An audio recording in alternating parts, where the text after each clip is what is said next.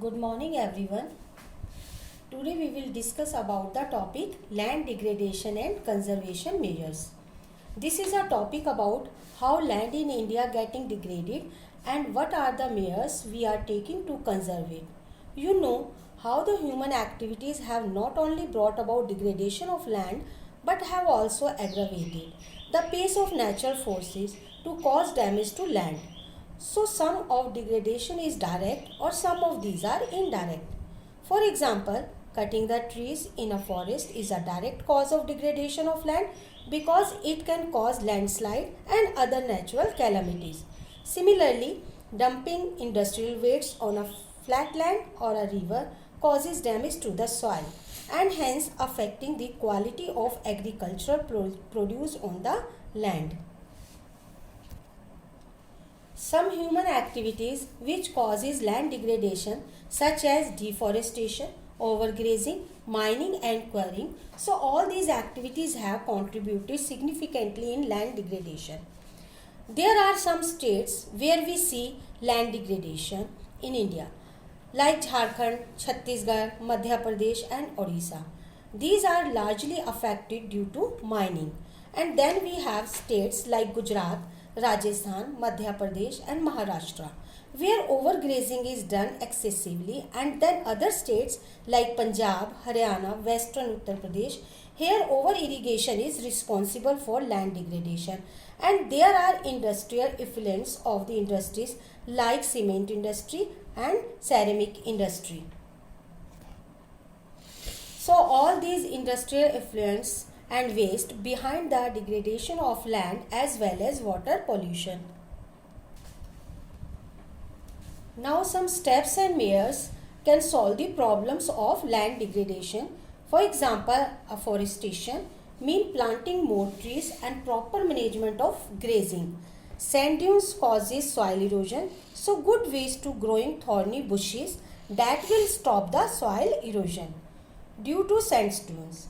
So proper management of wastelands, control of mining activities, proper discharge and disposal of industrial effluents and wastes after treatment are the some crucial steps to control the land degradation in industry and suburban areas. And the last topic of this chapter is soil. So after land, soil, that is the most important resource and it is also renewable resource. So the question is, how do we get soil? Soil is brought down by the running flow of river. So every time a river flows, it brings large chunk of plain soil. So that's why it called renewable resource. It is very important for plant growth as well as it supports different types of living organism. So if you look this diagram, it shows the soil profile. So on top layer, we have the soil layer. This is called upper layer of soil. Below we have the subsoil, which is the weathered soil rock, sand, still and clay. So that's why in the many places, if you take through the top layer, so just in a matter of few feet, you will witness wet soil, or in other words, it's called silt and clay. And below that, we have the substratum, which is called weathered parent rock. Material below that, we have the unweathered parent bedrock. They have large chunk of rocks and boulders. So the meaning of weathering is over the time a piece of rock gets weathered into small pieces of debris which form soil. So unweathered mean which is still large solid chunk of bedrock. Next topic is classification of soils. In this topic we will be reading about the different types of soils and where are they found, what are their uses. So let's get started.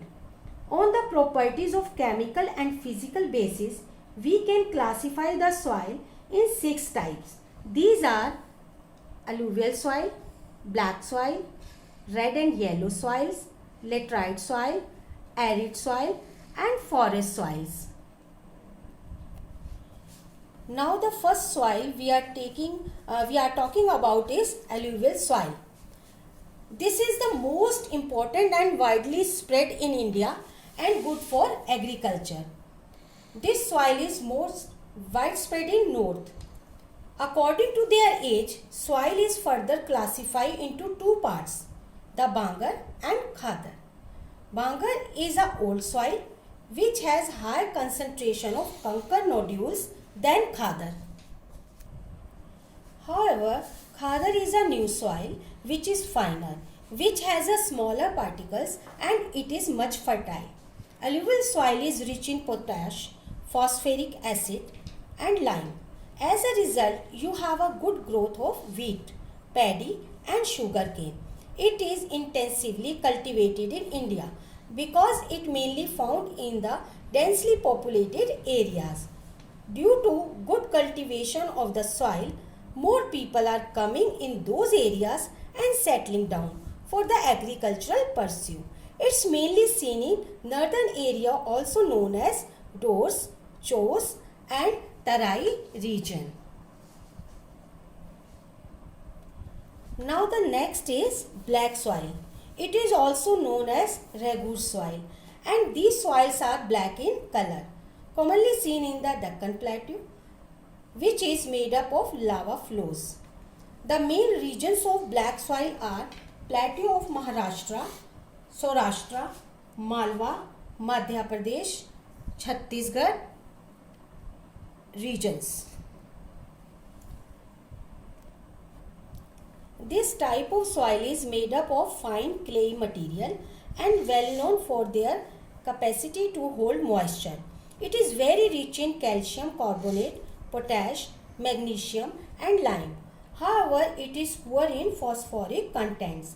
Black soil is ideal for growing cotton.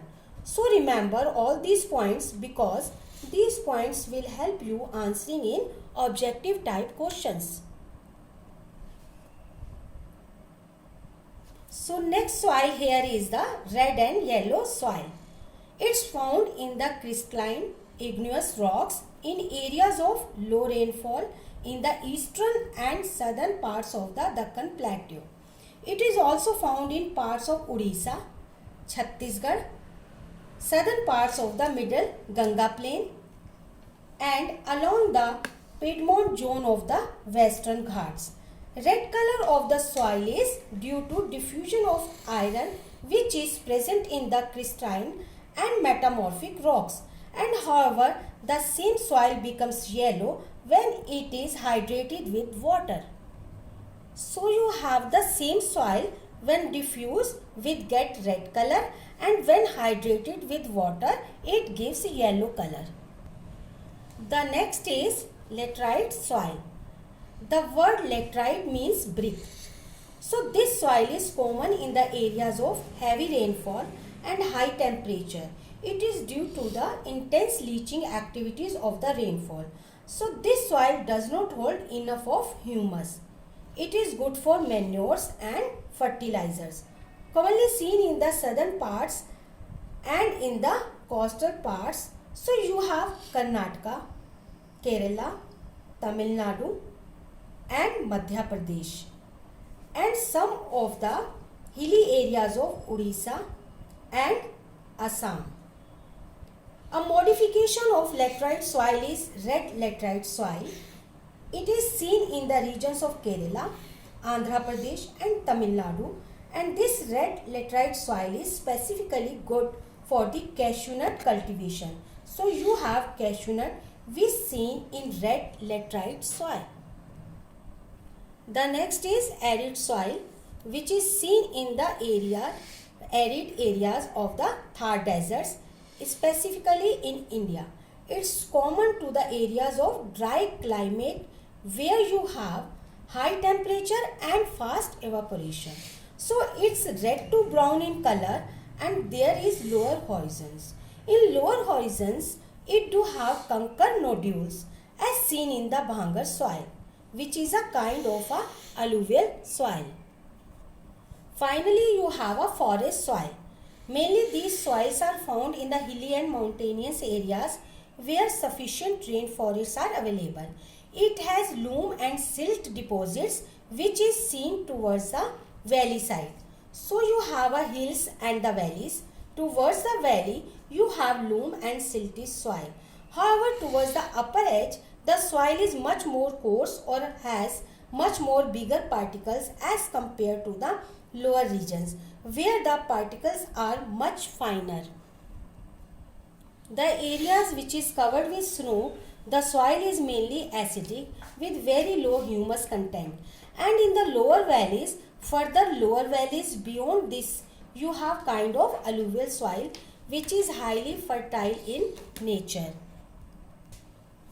Now, despite we have talked about the various types of soil erosion is a big problem. Soil erosion means moving away of the soil with one of the forces of nature that can be water, air and wind. So what happens is there, how soil erosion is promoted. If you cutting more trees, trees will not be able to bind the soil. As a result, there would be erosion of soil. There would be runaway of soil. So overgrazing, all of these would lead the soil loose. So construction, mining, running water, then you have the badland area which is the land unfit for cultivation. And the topsoil which is washed away is known as sheet erosion from among the soil erosion.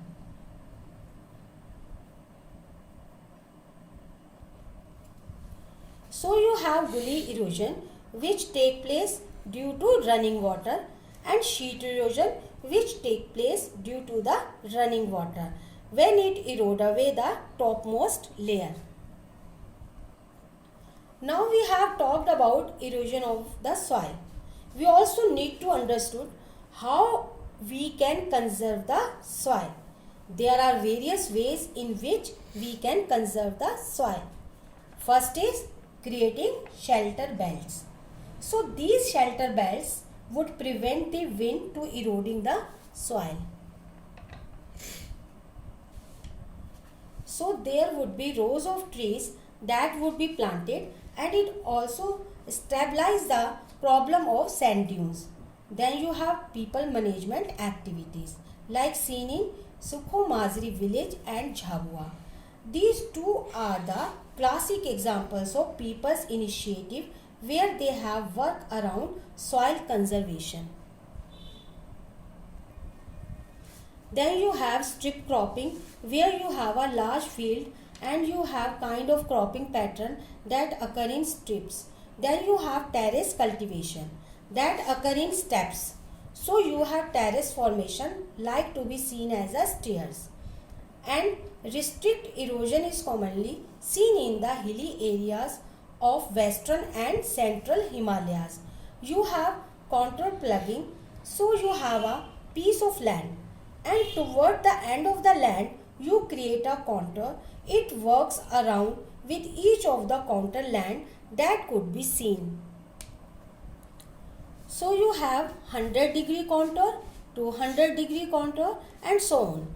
So each contour you have a kind of plugging activities that goes on. So it decreases the flow of water and works around the contour.